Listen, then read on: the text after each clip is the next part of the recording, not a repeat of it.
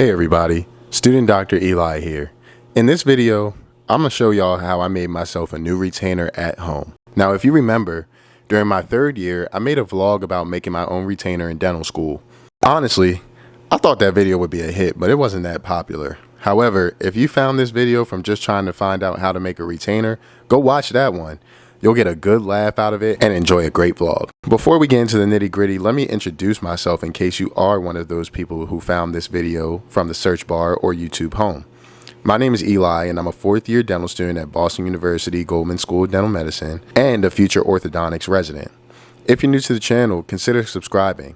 I make dental school vlogs and videos with advice for pre-dental students, but very soon that will transition to ortho residency vlogs and eventually the life of an orthodontist. Now, I have a problem.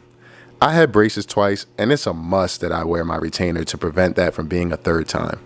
But here's the problem. My orthodontist gave me two retainers when I got my braces off in 2019. An essix retainer, which is the clear plastic Invisalign looking thing, and a Hawley retainer, which is the one of a kind that looks like a little denture with wires. With my luck, I broke both.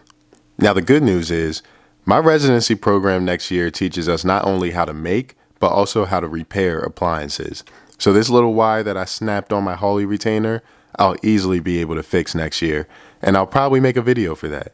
But these essix retainer cannot necessarily be fixed. So I made a new one. Again. Now there isn't really anything wrong with the one I made in my last video, but I didn't wear my retainer before I took the impressions for them, so I'm kind of afraid that they won't do exactly what I need them to do. The positive thing is they're made out of thicker essix, so I can't chew through them as easily as I did with my first retainer. This time, I put my retainer in for a little before so I could do everything the right way. Let's hope it turns out better. So in order to do this, you're going to need the following materials. Most of them you probably don't have access to, but if you know a dental student, or if you are a dental student, you may be able to figure all this out. The hardest part is going to be the vacuum form and the essix, honestly. So as you can see, I laid out all my materials. I got alginate impression material, impression trays, and stone to pour up my alginate impressions. In the next few clips, you'll see me struggling to take my own impression at home, including a lot of drool, minimal gagging, but a lot of drool, and 2 attempts, maybe even 3 attempts at my top impression. Check it out.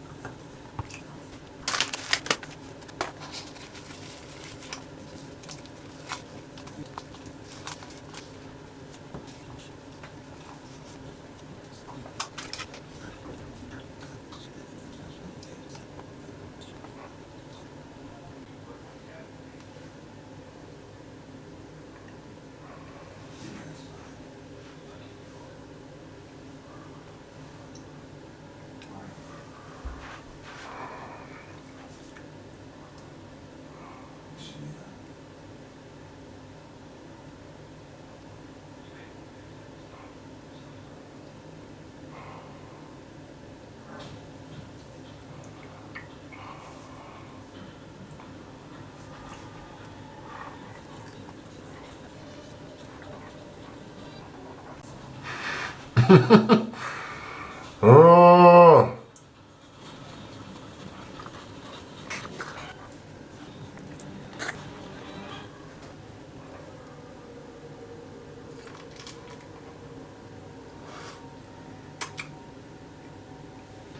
This sucks. This is horrible. I'm gonna have to redo that.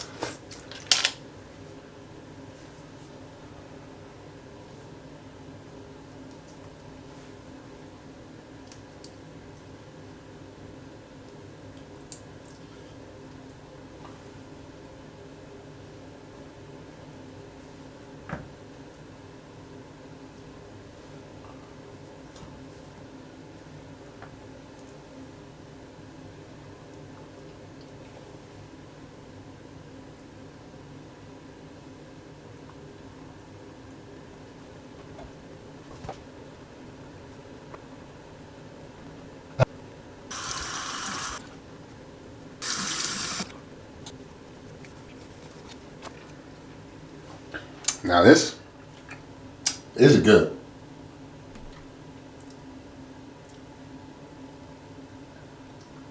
That's what we want. Now after trying over, and over again, I finally got the proper impression for the top that looked just like that one on the bottom. So now it was time to move on to the next step, which was pouring up the impressions for my models. So usually at school we would use a model vibrator. Something like this was pictured here, but I don't have access to one at home. And if you're looking to make something like this at home, you'd either want to purchase a model vibrator or do it the way I did. I decided to bootleg it. I used the base of my blender as a model vibrator. Surprisingly, it worked much better than I thought, and my impressions turned out really good. Basically what I did is I took the cup thing off of the blender. I put a paper towel over the blender base so that stone wouldn't drip in there and harden and get my blender all dirty. And I just put the model on top of the blender base as I turned it on the highest setting, and that served as some little shaker that basically worked for all intensive purposes. As you can see in the video, these models came out pretty nice after I did a little bit of trimming of the excess bubbles, but it really wasn't as bad as I thought they would end up being, especially after I saw how the blender wasn't really vibrating it like the model vibrators do. But check out these impressions.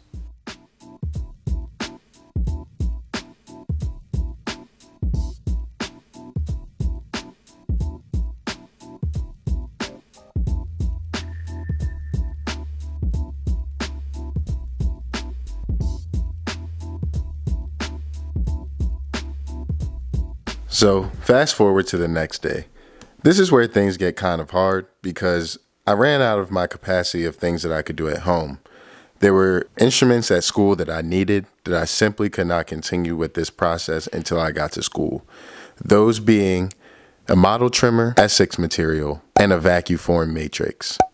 Now I didn't record the process of trimming my models and using a vacuum form again, but I have some of the clips from the video I made previously, and I'll insert them here just so you can see kind of what that looks like. Essentially, you want to trim away most of the stone material so that it shows just your teeth and a little bit more, and you get the best adaptation when you put the essix material in the vacuum form and create that suck down for the retainer tray. That's why my models look like this basically small little horseshoe shape, because I trimmed away everything from the palette to make it look acceptable and better for the adaptation of the essix material. Also, this time the lab tech offered to do suck down for me. So I just dropped off my models to him, went over to do some other work, and came back and picked them up. This is what they look like fresh out of the vacuum form without trimming anything away yet. So these were the final steps, cutting it out and trimming my material so that it looks pretty much like the retainer I made before. Trim all the stuff away. This is kind of the hardest part because you have to get it right and make sure you don't trim away too much material. But also, if you don't trim away enough, it'll be very irritating to your gums and just a bad experience overall. And that's pretty much how you make a retainer. It's very simple and very easy. It doesn't take too much, but I think the reason why offices charge so much to replace your retainer is because none of these things are cheap. As you can see, the vibrator, the suck down matrix, all that stuff are instruments that cost money, and that's why it usually costs somewhere around $500 to buy a replacement retainer. Me, I don't make any money as a dental student, so I figured out a way to do it on my own. And the whole reason why I haven't gotten a replacement retainer is because I knew one day I would be in dental school and one day I would be in orthodontics residency and I'd be able to make it for myself for free, or as a small part of my $100,000 tuition. Anyway, I hope y'all enjoyed this video and learned some new information about how retainers are made. If you aren't, make sure you subscribe to the channel and stick around for some of my other videos. They're very entertaining, if I must say so myself.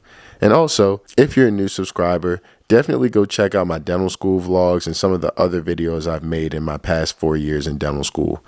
Definitely want to see what I got coming up next. Hope you all enjoyed. Peace.